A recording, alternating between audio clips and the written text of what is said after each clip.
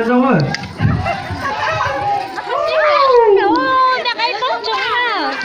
Chú Tình ơi, chú bố trí cho cháu 8 gói kẹo nhỏ nhỏ để xong cái này cho 8 đội này một tí.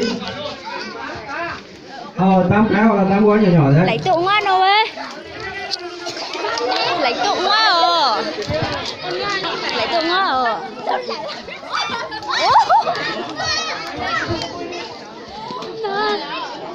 Cầu lông đâu?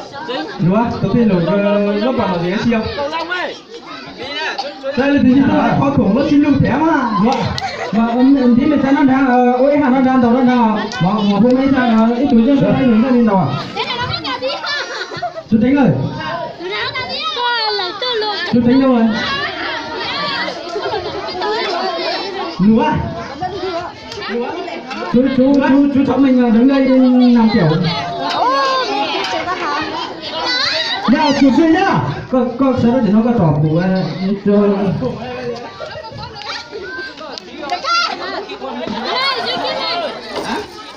Hắn nó tí à? Nó này này. Nào chụp phim nhá. Mẹ cũng chọn nó phải chọn phụ đó. Có chọn nó phụ cái rồi chứ. Lấy dân xong đi nhé. Bắt đầu. Go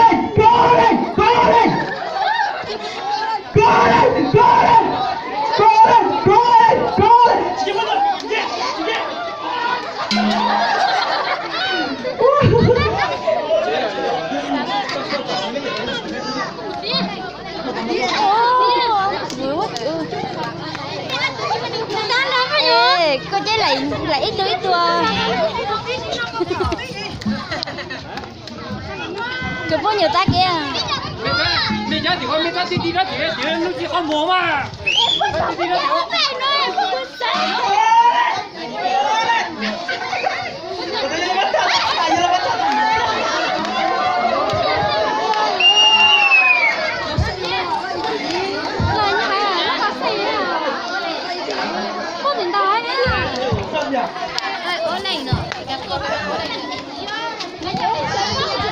Anh đi con. Bây giờ là bốc thang nhá.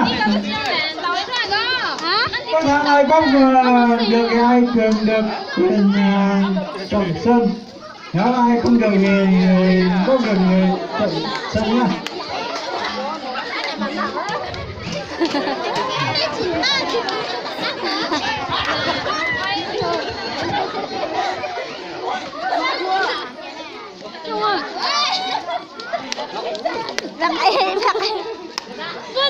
Cái thân mình đồng đi. Bắt đầu nhá. Chuẩn bị nhá. Lấy rồi. Lên.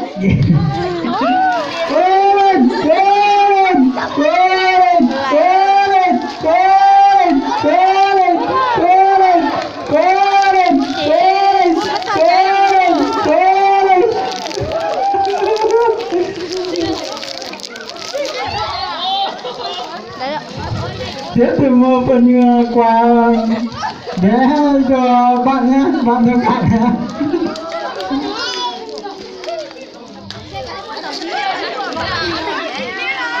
Mời các bạn thiên nhiên vào đây các ghế.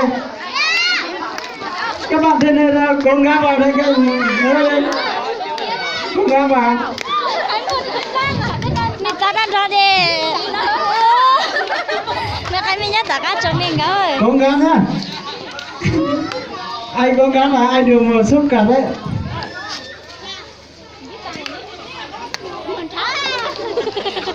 Mẹ này cái bao nhiêu ta đang ra đi. Cái mình mua được tí. Chuẩn bị nhá. Cố lên đi. Cố lên đi. Cố lên. Cố lên. Cố lên. Cố lên. Cố lên. Cố lên. Cố lên. Đổi sân. Tiếp tục đổi sân.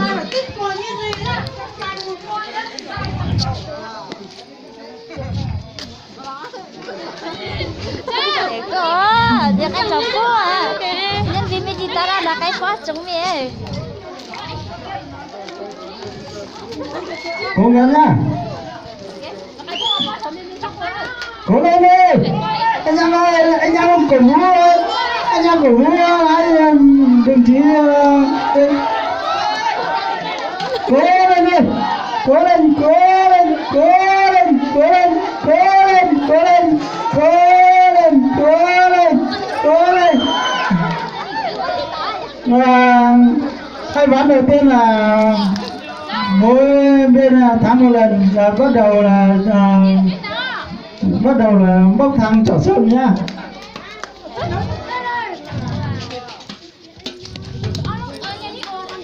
Bạn chọn Sơn, chọn bên này chọn. Cố gắng nhá, lần này là lần cuối của hai bạn đấy. Ai được tháng ai được một suất quà.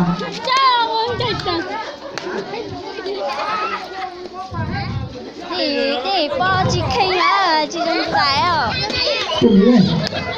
Cố lên nhá, cố lên. Giải à. Cố lên. Cố lên đi, cố lên đi. Ôi, đồng chí Tùng cố lên, đồng chí Sam cố lên. Cố lên đi, cố lên đi. Hai bên đều cố gắng hết sức vào nhá. Rất là ngang tài, ngang sức nhờ. Cố lên nào, anh em.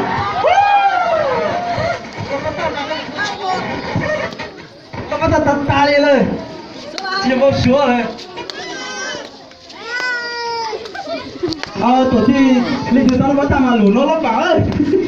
Lót vào à? Trời. Ta đã biết à? Coi có chó chưa thế? Nè.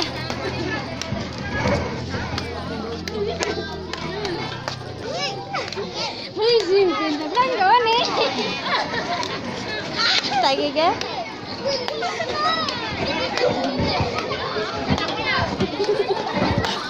Được.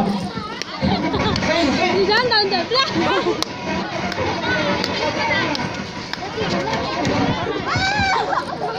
Cái gì? Thật á? Đây nó bảo gì á? Một đĩa xin ra.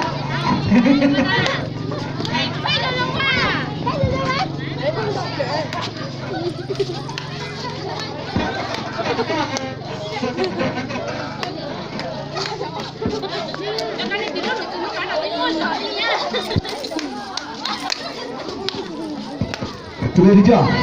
Tao. Chuẩn bị chưa? Bắt đầu.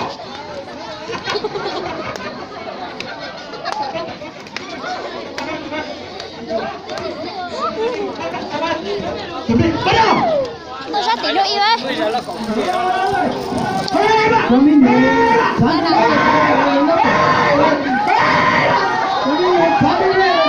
Nhưng sẽ dễ góc vào. Hiện tại xoay nó à. Nó đi chị nhỏ nó sơn dễ góc vào. Đó người chẳng biết rồi. À tôi không thì tôi là tôi coi lại tôi là. Nhỏ tôi đi điện thoại của liền ngay đây. Ô. Lại ạ. Cố lên đi, cố lên nha. Cố lên, cố lên.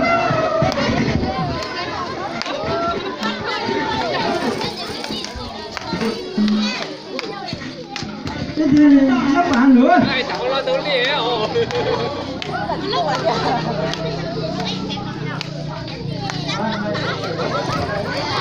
Bao đôi gì lời ô, nó ai bớt cỏ.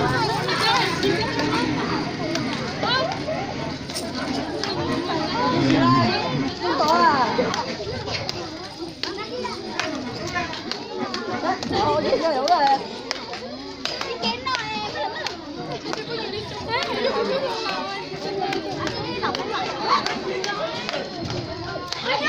Bắt đầu rồi. Giờ kia đi cho đi nào. Tụi mình sẵn đi rồi, hãy quay rồi các bạn. Rồi miệng rồi chơi. Sao đi nữa? Giờ đi. Giờ đi mà hãy quay giờ các bạn rồi miệng mơ nha. Giờ đi.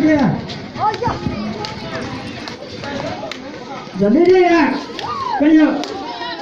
Tụi mình tôi ai giảm đi đi. Đây.